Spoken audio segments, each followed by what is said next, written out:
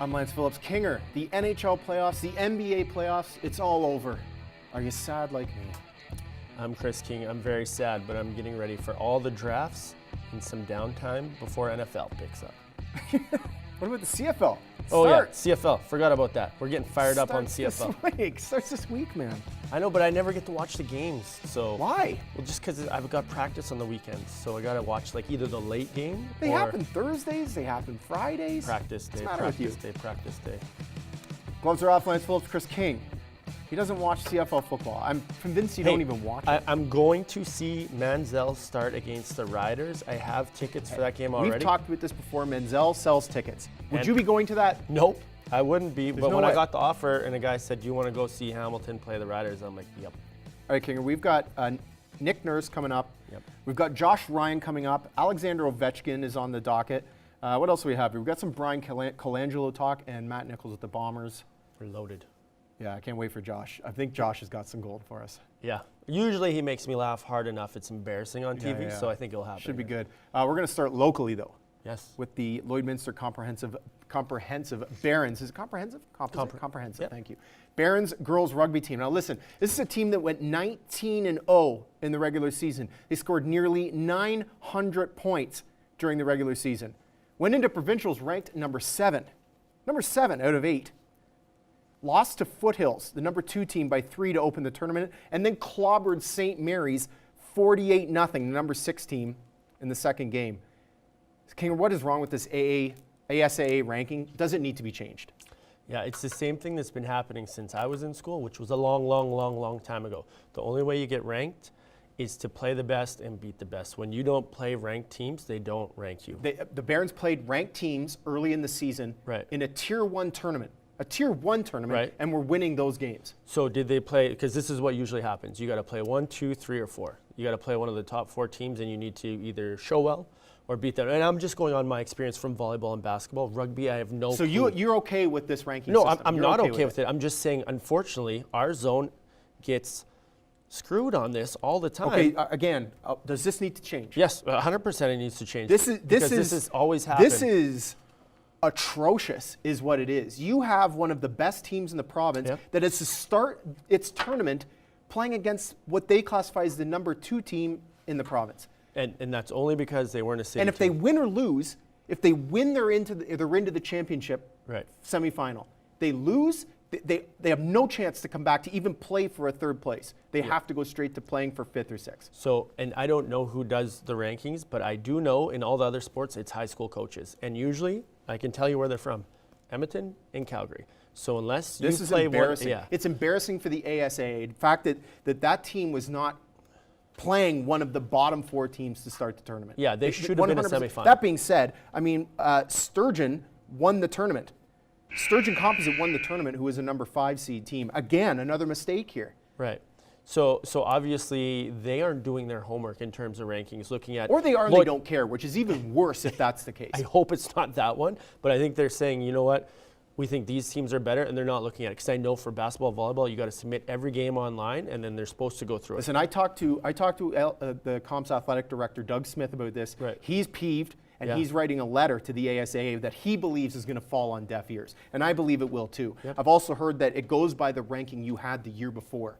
Which is so does that mean again that the comp girls, if they go 19-0 in 2019, are going to have to start at number 7? Yeah, it's ridiculous. It's absolutely insane. It's a system that needs to be fixed. It needs to be fixed. You can't have one of the best teams in the province start as a number 7. Insane. Nick Nurse has been promoted from assistant coach to head coach by the Toronto Raptors. Lance, do you like this move? I like this move given who they talked to up to this point. Right, you were not a fan. I wasn't a fan of a lot of these guys. They've hired in-house. They've hired a guy who's familiar with the players. So as far as like guys or women that they could have hired for this job, I like it. Do I like it in the scheme of NBA head coaches? No, I don't like it at all. Yeah. The problem, as I've stood by the whole time, is not the coaches. It's 100%. The players they have. You can make the case that Nick Nurse, we're going to know by the second year what the Raptors have in Nick Nurse. We're going to know by year 2 what they've got. We might even know by year 1. He's a great offensive mind. The problem is the Raptors don't have the talent to make up for that offensive mind he's got. They don't have that offensive talent. Yeah, I think this move singles a few things for me. Number one, I think it might be our GM saying, you know what, we don't have the guys you're talking about, the offensive talent. We're going to hire within our organization someone we're comfortable with, and he's going to be a sacrificial lamb when we decide to blow this up, because it's going to be a lot cheaper to pay out him than to pull someone in for a 5-year deal. Like you look at what Casey got, that gives you security in the future. This is going to be like a 2 or 3 year deal, and when everyone leaves, they'll be like, oh, you're fired. And this is the thing. I even have down, like, this is not a long-term solution for the Toronto Raptors. The thing that's really troubling about this is the Raptors right now, there's an expectation for this team. Right. There's an expectation, and it's even higher based off a franchise best 59-win season. Yep. The Raptors are expected to maintain this level. There's no way that Nick Nurse with this current team can get to that level. No. That's been amplified because of what they did last season. And they got to make a huge free agent splash, and they don't have any cap space for that. So that's not going to happen. The only benefit they have is, we're going to get to it, I don't believe LeBron James ends up in the East. I think he's gone. But the Boston Celtics are a pretty good team. Yeah. So I mean, where do you see them? I see them finishing 4th. And I see them losing out in the first or second round of playoffs, and then they're going to lose all their players, and they're going to be in a rebuild. That's the reality of their situation. It's going to get ugly. That's what it's going to get. It's not going to be pretty for the next couple of years. Alexander Ovechkin. I mean, what do you say? It's been nearly a week since the Washington Capitals beat the Vegas Golden Knights to win the Stanley Cup, and since that time, Ovechkin has been on what can only be classified as a historic bender. Kinger, the best part is it's all been broadcast all over social media for everybody to see. Do you like or do you not like Ovechkin's antics post-championship? Yeah, I love it. I absolutely love it. This is, how can you not? We talk about like the downfalls of social media in this generation. This is the plus. Ovechkin winning the cup after 13 or 14 or whatever it is, he's so excited. He hasn't let go of that sucker since he won it. Like, he's sleeping in beds, he's sleeping in planes, he's taking it to games. It's awesome. This is amazing for hockey. And any of those old people that are sitting back saying, he's a show-off, this is bad for hockey, this is getting people to follow. Especially non-traditional hockey people are like, this is amazing. Damian Cox, I believe it was Damian Cox, made the point that Rafael Nadal wins the French Open. You don't see him acting like this. Rafael Nadal also didn't come into tennis and not win anything for 12 seasons. Yeah, he was really good right away. This guy's one of the best players probably to go down in the game when all is said and done. He's going to be one of the best players. Yep. Top 10 easily. Top 10 easy, yeah. And that, when was the last time you saw one of the top 10 best players not win a Stanley Cup for 12 seasons, the first 12 seasons in the league? I can't remember. I can't remember either. McDavid, he'll win something Hopefully. at some point, but right now, Ovechkin seems to be the only one. I love this. Yeah, this is it's fantastic for sports. Yeah. This is the kind of stuff that people want to see. This is the kind of stuff. He's not hurting anybody. No. He's not causing anybody grief. His liver, he's hurting his liver. He's definitely, there's actually a Twitter account called Ovechkin's Liver, and it just constantly talks about dying. He's not hurting anyone. I love this. This is great. He's having fun out there, and people are enjoying it.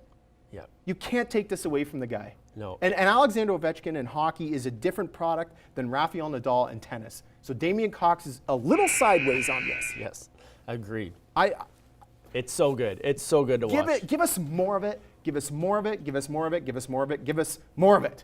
I want more Alexander Ovechkin swimming in public pools. I want more of him sleeping with the Stanley Cup. I want more of him doing keg stands out of the Stanley Cup. I want more of him with Braden Holtby doing it to Jimmy Fallon in the Stanley Cup. Inject it straight in. Away we go. That's cold. What we didn't get a lot of was LeBron James, as they lost 4-0 to the Golden State Warriors. The Warriors are now back-to-back champions. He basically no-showed for Game 4, Lance. What is next for LeBron now? Cleveland is not next for LeBron, Kinger. Listen, in 2010, he said he left Cleveland because the team wasn't good enough. Correct. In 2014, he came back because he said he had unfinished business. Yep. Unfinished business was settled in 2016. And now the 2018 version of that team, 2017-2018, it's not good enough. It's a common theme here. He leaves the team a mess, comes back when it's good, turns it into a mess, and now he might leave again. This team isn't good enough. I believe that LeBron's family is going to be a major factor in this. Yeah. But not big enough for he needs championships. And this team is constructed cannot do it. And there isn't a team in the East except Boston or the Raptors that could do it with him on board. Yeah, I could. Actually, you can make a case for a couple of teams, but No. he's going to want to go west. He's going to want to. Now we're talking more players maybe getting on board with Golden State. So he has to go west. There are limited options for him, and the problem is his contract's so big. Celtics are a legit option just because they could win. They have the talent right now. I don't believe Kyrie wants him on board. No, and that's why I don't think that happens. The Raptors, actually, I've heard that more and more lately. That's kind of interesting. Other than that, Houston's only other play if he wants to win. Now, reality, if he doesn't care about winning anymore, he's going to the Lakers. The Lakers will trade a bunch of pieces. They'll make playoffs just barely. Gary Payton was on Twitter the other day saying that LeBron's kids are now enrolled in school in LA instead of Cleveland. There's a couple of things that I want to point out here. Give it to me. We can speculate all we want about where he's going to go. And we don't know. Yeah. Nobody knows right now. LeBron James doesn't even know. But there's a couple of things that I do know. That he is 3 championships and 3 finals MVPs away from tying Michael Jordan for the most all time. He wants that. He wants that bad. Yes, sir. And I believe that with what he's got left in his career, he's going to go somewhere that's going to give him the chance to get those opportunities. It's not going to be the Cleveland Cavaliers. And it's not going to be the LA Lakers. I agree on that. It's going to be a team that can give him those shots to do that stuff. And that's all I got. That's all I got. That's deep. What I do have is Brian Colangelo. Last week, Colangelo was allegedly on multiple burner accounts. It was amazing, is what it was. An independent law firm's investigation, Kinger, cited that it was in fact his wife that was using the burner accounts, and he had no knowledge of it. Subsequently, Colangelo and the Sixers decided to mutually part ways, and his wife admitted to being the owner of the burner accounts. Where do the Sixers and Colangelo go from here?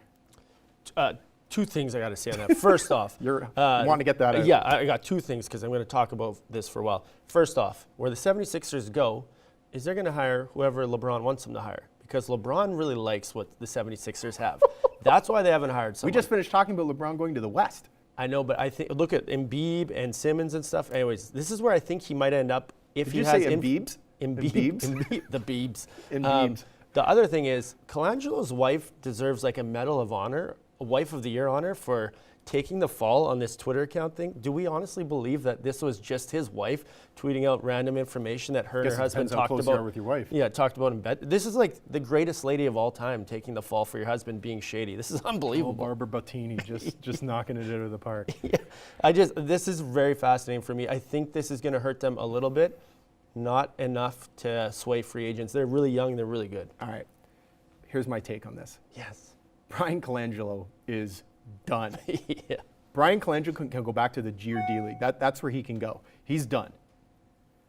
As for the 76ers, this is no problem. Yep. A lot of these players I don't think had any real love for Colangelo, considering they were there already when he came on board. The front office, most of the front office was there when he came on board. There's some friction from the Hinkie area. Sure there is. And any players that may have been considering the Philadelphia 76ers before free agency, before Colangelo left or was fired, however you want to look at it, this doesn't sway their opinion. If anything, it probably gives them more trust in the organization because they know the organization isn't going to keep this guy on board given this problem. And this was a problem. Yeah, and shows that it's about the players moving forward. One of the players we're going to be missing here in the near future is Winnipeg Blue Bombers starting QB Matt Nichols, who's going to be out from 4 to 6 weeks. Lance, does this make the Bombers in trouble to start the season?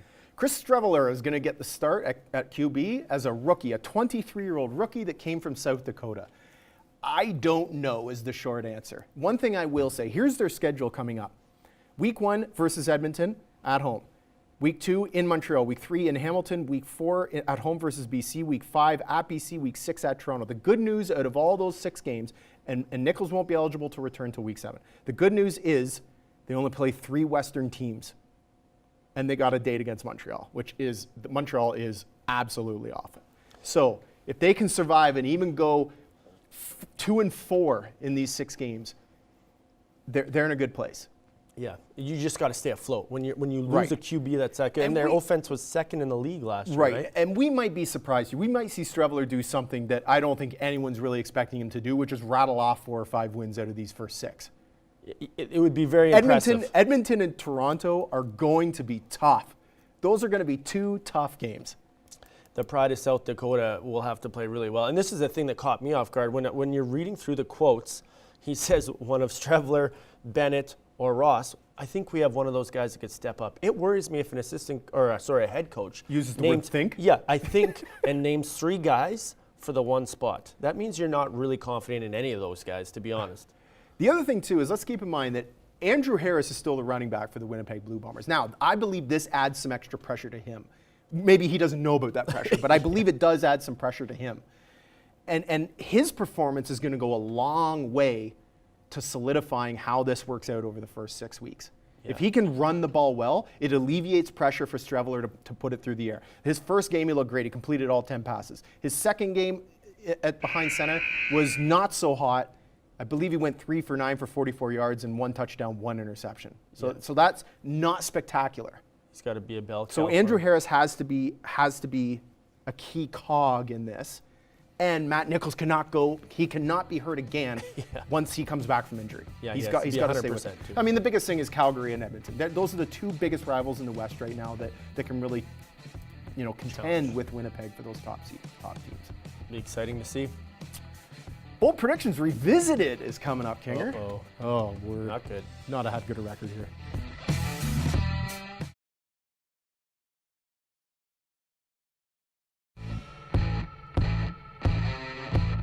We're back. You can keep your gloves on, but ours are off. Kinger, we have a great record with bold predictions and over-under, don't we? I mean, it's incredible. Like probably 80 to 90%, like your free throw shooting percentage, basically. Oh, never miss. Yeah, barely ever miss. But we do like to revisit them. Yeah, it's important that we go back and the show the viewers how good we've been on these. Yes. So we have some, because it's been a little while since we did a revisited, a couple months. Yeah. So let's start off with the first one you have there. Okay. Well, first one that I had that came up was on April 25th. There's a few on that date. There was a bunch of relevant ones. Sometimes we make long term. Yes. These are all short term. Lance predicted that the Red Dogs would win a championship. Bing. That guy got it right. This guy got it right. That wasn't really bold, though, when I think about it. They're undefeated in 3 seasons, the Red Dogs. Yeah. They haven't lost a game in 3 years. No, but they may never lose a game again. That's entirely possible. Yeah. If they never lose again, then I'm taking that off of bold predictions and putting it into the week predictions. Yeah, well, that wasn't bold, but it was right, which is good. It's the check mark. That's all that matters. It's a good start. Okay. Kinger, on that same day, you also said that the Toronto Maple Leafs would make it to the Eastern Conference Finals. They didn't. They didn't. No. Shocking that I got one wrong. Yes. Maybe reached a bit for that one. Well, they were playing good hockey at the time. I don't remember if I agreed with that or not, but I feel like I would have. They were playing good hockey. They had a good team. But actually, was that before playoffs started, or was that at the time that playoffs started? That was in the first round, I believe. No, I wouldn't have agreed with that because I stated that I thought Boston was a terrible matchup for them in the first round. Yeah. Boston was an awful matchup, and Boston was going to be tough to beat. Yes. And it was tough to beat. I was wrong. Same day, Lance was on a hot streak. Now, it's tough to predict who's going to win series, but to hit it on the nose on how many games is impressive. Lance predicted Vegas beating San Jose in 6 games. Vegas beat San Jose in Game 6, 4-2. Another check for this guy. Yeah. Good thing I don't have to deal with this guy all day. He's so cocky right now, it's ridiculous. 2-0 is what that is. All right, Karen, you think you're so special? Yeah. I had another one that I didn't get it right. Cleveland loses in the second round to the Toronto Raptors. So that did not work out for me. So that was not only a slight miss, that's a big whiff. That's like a backwards K right there. Wow, did you see that coming? Did you see a 4-game sweep coming? I did, because the Raptors don't match up well. I think everyone else that saw the Raptors season anticipated this was going to be the year. We talked about it, that they get over the hump. So 2-1 on that day, not bad. To be honest. That's a good day for me. It's a good day. Considering realistically, I'm mostly wrong. I'm mostly wrong. I mean, let's not. Both of us are mostly. It's not good. So on that, sorry, you're up here. What else? No, you got? you are. Okay. You are. You're talking about yourself here, Kinger. Yes, talking about myself, my favorite thing to do. So, the Caps win 4-1 over Pittsburgh is what I called that series. The series is actually 4-2, so that's kind of close. That's about a half. Do I get half marks? That's a half mark. You know, when I did math in high school, I was scraping for those half marks all the time. You know, considering it's a 7, that could actually be like a .75 mark, like a 3/4 of a win. Yeah, that's pretty good. That's pretty good. All right, yeah. Let's move on to May 23rd. We did an over-under about Jose Bautista, where I said, this was after he was released by the Atlanta Braves. Yep. I said that Jose Bautista, within 2 weeks, will be signed by another team. It wasn't 2 weeks, Kinger. It was the same day when he was signed by the Mets. And I remember what you said to me. So angry. I remember what you said to me. I was so angry. You said, "There's no way." I believe verbatim what you said to me. There's no way. I for surely said that. I was so mad about it, and I wasn't like, you must have had a scoop on this. You must have had someone's inside scoop, because after the show, literally like, I'm going to say hours after the show, Bautista's going to sign with the Mets. I was so mad, but happy that he's playing for the Mets. But when we talked about that, he was in talks with the Mets. I mentioned it that he was in talks with the Mets. And a guy like Jose Bautista, given his age and given his struggles last year, isn't going to stay off the market for long. He's not. No. Because I think there's a lot of teams that thought that they could get some of the previous Jose bat back and some of the fielding back. Yeah, well, now they found out. 2 teams now have found out there's no fielding left. There's no bat left. Hang him up. I think. But you were right. You were right. Jose. I can admit it. Jose is done. Jose is All done. right. All right, let's bang off some June 6th. So June 6th, I'm going to skip to the second one of the day for you. You had Ovechkin winning the Conn Smythe, which he did. This is like a Lance correct show right here.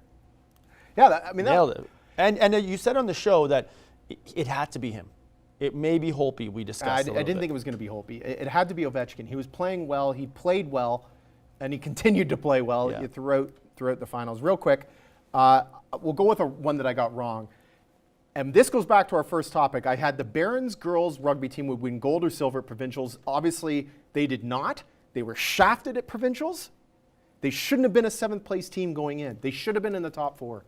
Sounds like I feel heartbreak for that team right now. I feel absolute heartbreak for those girls who played as well as they did all season. To have a bunch of people makes an egregious error and cost them a chance. Yeah, bad matchup. Unbelievable. That needs to be fixed. Hopefully ASA does something.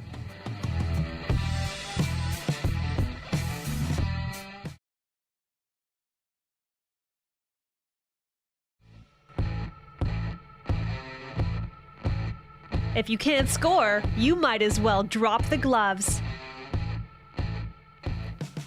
All right, welcome back. Kinger, Josh Ryan is coming up in our next block. I'm His excited. video involves dairy products. Hey, I did not look at any prep for this. I don't want to know what he's talking about. I just want to laugh. It involves dairy products. And as I said, I was fishing last weekend, and he's a big fan favorite of a lot of watchers. So a lot of people talking about that segment. It's coming up.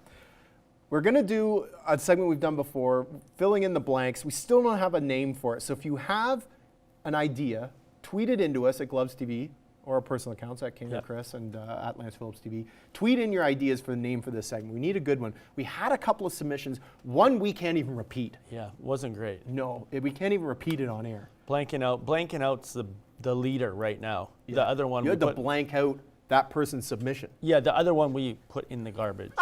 Okay. Yeah. So we've got a whole bunch listed off here. We'll start off in the NBA Finals with something that's got my goat a little bit. Choosing Kevin Durant as Finals MVP was blank. What do you got, Kinger? Kevin Durant for Finals MVP was blah.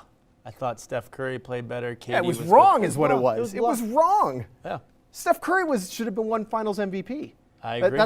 He was the better player. You can make the case about Kevin Durant's 43 points that he had. I think it's honestly they're going off that one game. The one game where he was unbelievable. And that was it. That's not the Finals MVP. Like, there's a lot more to go into that. It was game 4? Game 3. Game 3, yeah. That's right. Steph was better overall throughout the finals. Agreed on that. We talked about this before, and I said that this team goes the way Steph goes. Well, they went the way that Kevin went in game 3. during win game 3, but Steph's their guy. Steph's their guy. All right, what do we got? We're sticking with basketball. Dwayne Casey accepting the Pistons coaching position is blank. It's ridiculous. It's ridiculous. This guy, he's a great coach. He's a great coach. He's not the problem with the Raptors. He was a great coach. And he's taken the head coaching position of a team that can't win. They can't win now, they can't win later, they can't win 5 years down the road. Dwayne Casey's not even going to last 5 years with the Detroit Pistons. I believe he's going to get fired before those 5 years are up because it's a coaching position that you are hired to be fired in.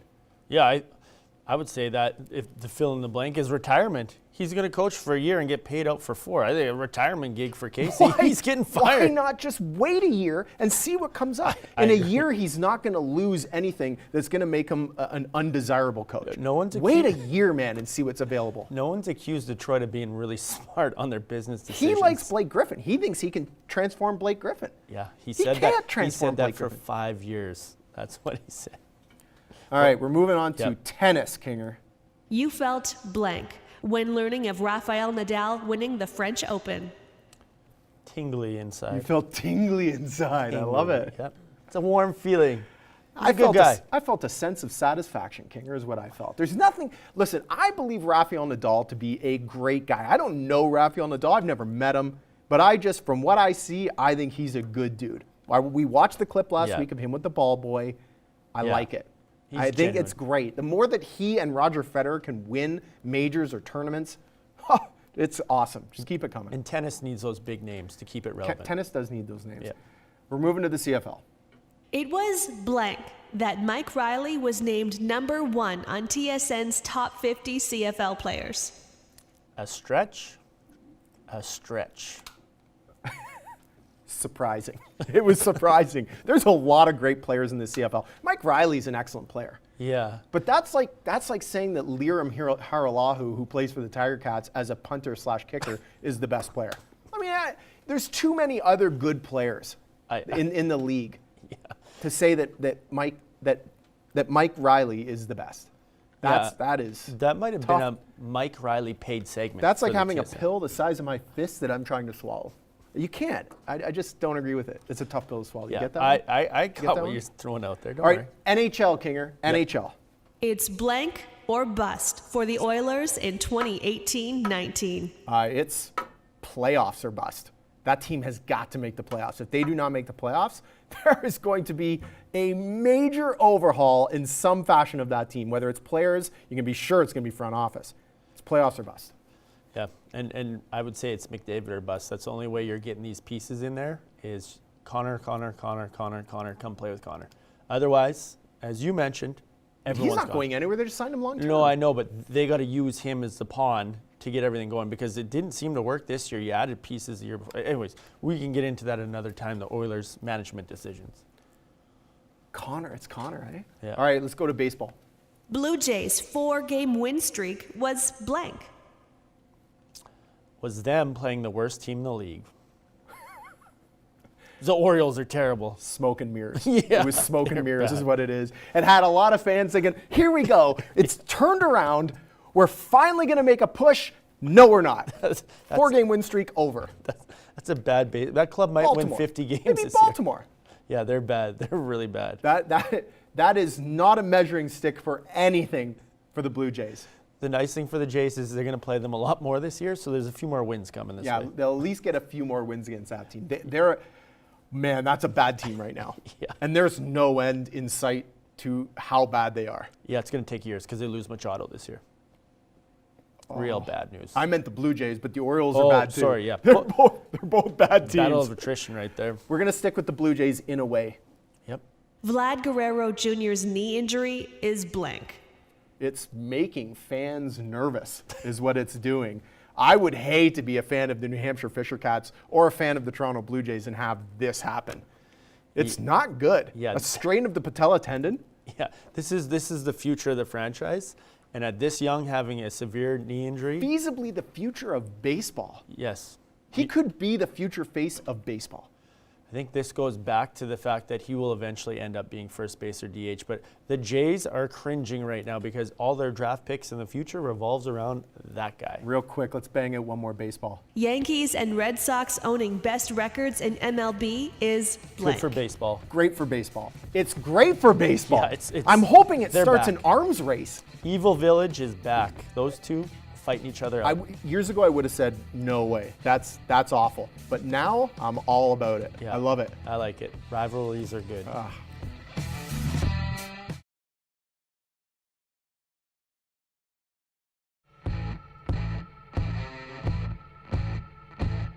We're back, and the gloves are still off. Welcome back. You like cheese, Kinger? Yeah, What's your favorite kind of cheese? Brie, probably. Brie cheese? Yeah, I'm a brie cheese guy. Yeah. I like goat cheese. Really? Yeah, I'm a big fan of goat cheese. Aren't you guys a pair of hipsters? Yeah, I was just going to say, I'd like to welcome Josh Ryan back. Brie and goat cheese? What Those about are you? the What first about two you, go Josh to? Ryan? What's your favorite type Oh, of cheese? mozzarella. Not even close. I thought Mozzarella Josh's is might have a been pure rolling cheese. That sounds a little plain to me, Josh. I to thought be Josh's honest. might have been Mozzarella rolling is cheese. the most versatile of cheeses. You Wow. can put it with Most anything. versatile. There's some thought put I'm into going, this. that's my I didn't know that pretentious cheese could be cheese take of the versatile. day. I didn't know cheese could be versatile. I find goat cheese extremely versatile. I respectfully disagree. I gotta say, when we were going through the commercial break, I kind of wish we had done this segment on Ovechkin and his day with the Stanley Cup, because I feel like that would have had plenty of material. Day with the Stanley Cup. Like Yeah, I days. mean, there's plenty of video He's footage still there. drunk. We might have to hit that up next. There's going to be better stuff coming Yeah, out, so we for might sure have to there get is. to that. All right, Josh, you got a doozy today, and I noticed that there was a warning sign over your head there. Yes. What do you have? Okay, so Lance and I, for the viewers, we had a discussion about a week or so ago when Lance found this one really peculiar video of people falling down a hill very fast. So I did a little bit of half-baked internet research into cheese rolling. Now wait, you were half-baked doing Well, the I was research? that's self-censorship rather than say another word on television. So cheese Josh was rolling. high. Josh was high doing the research. Yeah, high as a kite. Cheese rolling is in fact a great tradition, depending on who Now you where is ask, this done? in Is the this UK. done in a kitchen? No, it is definitely not done in the kitchen. This is an athletic event, Lance, dating back to the 15th century, where items of food would be rolled down a hill. Apparently, it brought on a plentiful and fruitful harvest. And roll it because of that, that has lasted on through the ages, and now they've turned it into an event that combines Plentiful and being fruitful stupid, alcohol, and getting injured. So I like the sounds of this We're already. going to go to this first. we're gonna This do this sounds first- spectacular. I mean, it's as spectacular as it sounds. We're going to go to this first video. This is cheese rolling. The goal is to get the cheese. You have to be first to get the cheese. What is this, It's mousetrap? pretty basic. Multiple races, men and women, and it's both very entertaining and very dangerous. So let's take a look at our first video. You can see Cooper's Hill roll, cheese roll, dangerous activity, and there you go. This is people trying to get to the bottom of a hill to be the first to get this cheese. And while this guy may have won that there's event, the cheese. now let's just on. pause it right here. Come on. Pause the video if you can. So as you can see, sprinting is not necessarily your best bet. Actually, just going into a straightforward barrel roll will move you along faster and will stop you from just face planting within the first 4 seconds, as several of those people did. This is actually an event that's resulted in more than 100 deaths in the past couple of deaths. What, this year or No, all no, time? all time. The most recent injury 100 deaths tally this was year. 18 injuries in 2017, I believe it was. So definitely a lot of Can't imagine injuries. anyone but- getting injured doing this. It doesn't seem like a sport that would get anyone Well, injured. if we'll actually continue playing the video here, as you can see, this is the Oh! females race, and here's our winner here. So Josh, Definitely some acrobatic work there. Pause it, yes. they're rolling down the hill to get the cheese. What did they win? The block of cheese? Well, I mean, it's The wheel? A block. I mean, a first of block all, that cheese. that amount of cheese could last you for 2 months. Good. Secondly, Long enough. you get a dubious honor of being the cheese rolling champion. I mean, that's a huge deal. Winning that in the cheese UK. essentially gives you enough cheese to Support last your throughout family. your hospital Yes. stay. Oh, Have you more. seen I anything mean, like it that? depends on how bad your injuries are. I mean, there's a concussion, sure, that might last you, but if it's a sprained ankle, you can take that cheese home with you. So, Have you ever pretty good deal. seen, okay, it's more stupidity or less than the Ring of Fire we saw last time? This is almost more because I don't really know. At least I knew they were trying to get money on that other one. This, they're trying to get a wheel of cheese. I saw a wheel of cheese at the grocery store that I could probably get. All right. Josh, carry on. I would counter to your point, Lance, in that at least there's not horns that might gore you with cheese rolling. So there's plenty of opportunity for injury, but you know there's a beginning and end. You never know what Ferdinand or Gary might do. There's also a beginning and end of your life. I mean, that's, birth and death. But at least you can see the beginning and end, is my point. Oh, you can see it all right. It's right in front of you. We'll actually flip to the next video. You can see some of the patriotism showed off here in the UK. It's definitely some great costuming done with this gentleman. It attracts more than 15,000 spectators come to watch this event. So you can see lined up here, photographers and journalists galore. Very beautiful spring day it looks like as well. Plenty of excitement certainly for those participating. People come from all over the world to participate, and this is what it looks like off the start of the race. And pause it. As you can see, this is actually a pretty good heat. These gentlemen managing to stay relatively on their feet for about 5 seconds before cascading down the hill into madness, as you can see. Another fun fact, the all-time winner of this event is Chris Anderson. He's won 22 double cheeses, which is a world record that he recently set. Unfortunately, he hasn't been able to enjoy that world record because one of the stories he shared from a couple of years ago, after obtaining a head injury, he went home and put a kettle in the fridge. So there is some downside to being the best at Cheese something. races will mess you up. Oh my God. And you think CTE is bad in football and hockey? They have way more fun with their CTE and cheese rolling, though. We'll go to the next video if we could. Now, Josh, hang on a second. Before we get there, I've got a story I'm going to tell you guys, and I'll tell you when Josh has done the next video because I can relate to this in some small fashion. Now, what I want to really quickly know here, Josh, is how do you win the cheese race? Because there's no way that you're beating that cheese down the hill. No, you can't beat the cheese down the hill. It's the first to get to the cheese. And the cheese has to stay in play so at the cheese end. just stops. So it's essentially you have to be first down the hill, as one gentleman was there. But it's tough to get to that cheese. It can get going up to 70 miles per hour, which, as we know, is speeding. That's illegally speeding on the highway. And one of the cheeses was actually there's an 18 kilogram cheese used once. So these things can be pretty heavy. Imagine getting hit by that thing as it motors down the hill at 70 miles an hour. Turkey. What if you're one of the spectators at the bottom and that thing clocks you? Fenced off. Man. We're going to flip through a couple of these more quickly now. So here's the gentleman that won the heat earlier we saw in the first heat. So you can see right around here, and pause. You can see just his look on his face. That is when he realized what he was in for. I think he might have been a first-timer. And play as you can see the aftermath of what happens to this.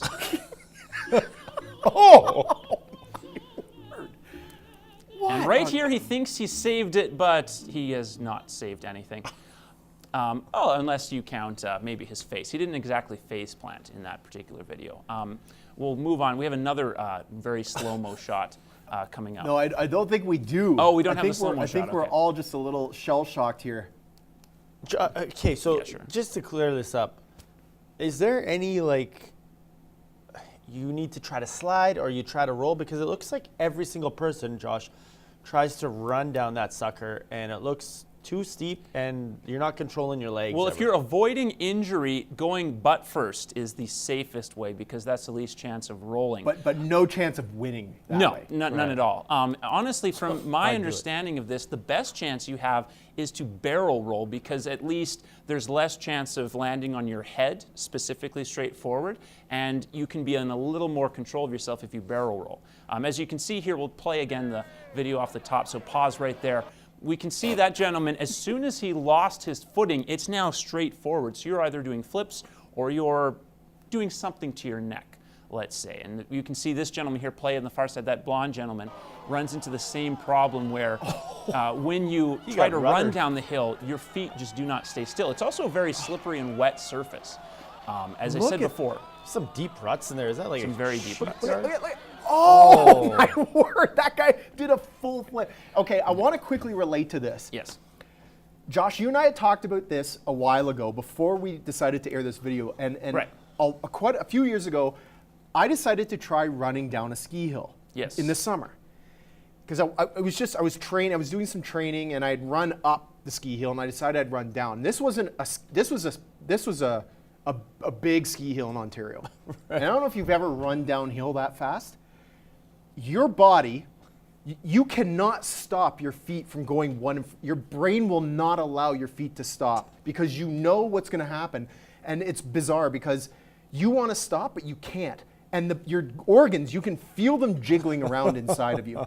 It's scary is what it is. I can relate to that. As a kid, me and my friends, we used to actually sprint full tilt down one of our sledding hills. And we learned very quickly the hard way that if you don't sprint all the way through, you're just going to fall by trying to stop your momentum. Josh, thanks again. Thanks again. Thanks for having me. Work, Josh. Super great to have Josh Ryan on once again. Yeah, man, you have to, when you go down, you basically have to go sideways on the hill to try and get stopped. It's chaos. It's chaos. I can't imagine what those people are going through. I don't know what you guys do in your free time. Oh, man. Josh Ryan with more gold. Yes. He's always delivering.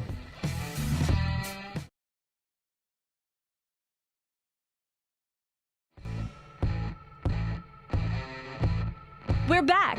You can keep your gloves on, but ours are off. Would you try cheese rolling? No, I would never try cheese rolling. But when I watch that, my little brother comes to mind. I see an event like that, and I'm thinking, that's crazy. He sees an event like that. That is a full-on gambling event for him. Oh, you are gambling. You're gambling with your life. Not only that, but he'd be like, okay, he would lay odds on each one. It would be like some kind of gambling, drinking game. Before Josh left, he said in the history of the event that there's been 150 deaths. Deaths. Considering that runs once a year, that's a pretty high mortality rate. I was saying before